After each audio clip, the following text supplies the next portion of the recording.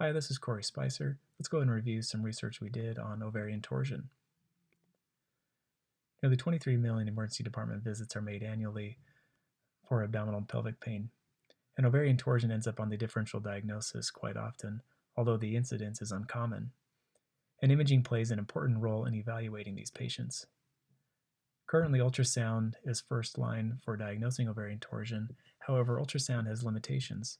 Due to the dual vascular supply to the ovaries, the presence of blood flow on color Doppler imaging, either arterial or venous, does not exclude ovarian torsion. The reported sensitivity of ultrasound for ovarian torsion is only 51%. MR imaging holds promise as a first-line imaging modality for diagnosing ovarian torsion. It provides better soft tissue contrast, improved evaluation of ovarian parenchyma, and better evaluation of surrounding structures to evaluate for an alternative diagnosis.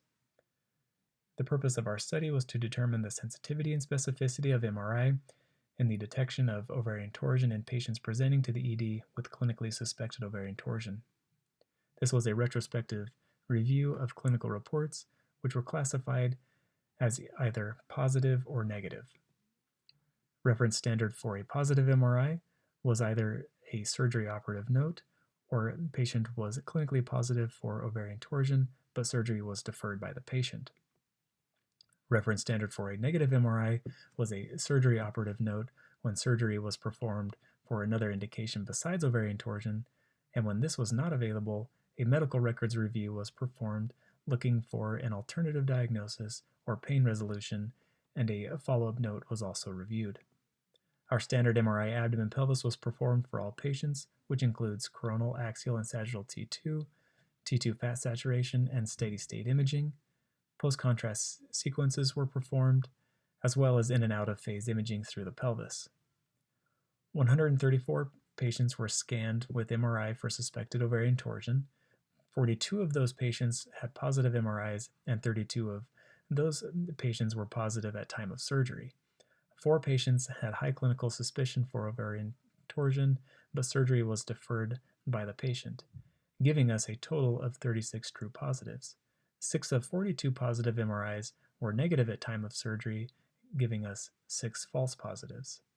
92 MRIs were called negative, and all 92 patients were either negative at surgery or had an alternative diagnosis and/or negative retrospective chart review.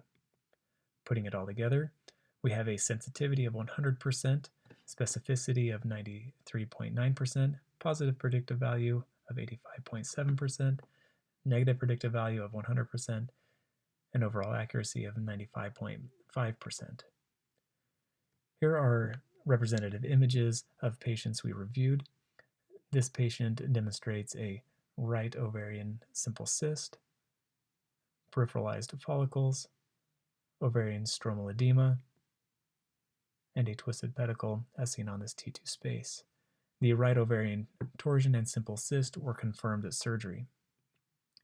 Here we see ovarian stromal edema and perifollicular hemosiderin rim on T2, as well as perifollicular hemorrhage on pre-T1 imaging.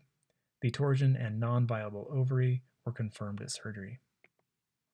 This patient presented with right lower quadrant abdominal pain. However, we see a normal right ovary without torsion or stromal edema. The patient's pain resolved, and follow-up with OB-GYN was negative for torsion. This patient also presented with right lower quadrant abdominal pain, and we see a right ovary hemorrhagic cyst with normal ovarian stroma in the middle image. The no torsion and hemorrhagic cyst were confirmed at surgery. Ultrasound is first line for evaluation of ovarian torsion. However, sensitivity is only 51%. Exquisite soft tissue details of MR imaging provides better evaluation of ovarian stromal edema and twisted pedicle. MR imaging has high clinical value. The exceedingly high sensitivity of MR favors increased utilization of this modality despite challenges of availability and expertise in interpreting images.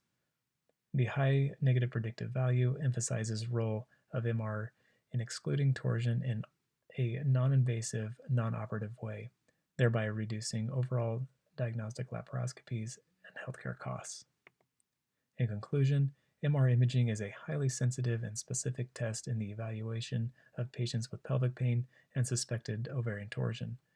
The high negative predictive value of MR in excluding ovarian torsion can save healthcare costs by avoiding diagnostic laparoscopies performed in patients with clinically suspected torsion. Here are my references, and thank you for your time and attention.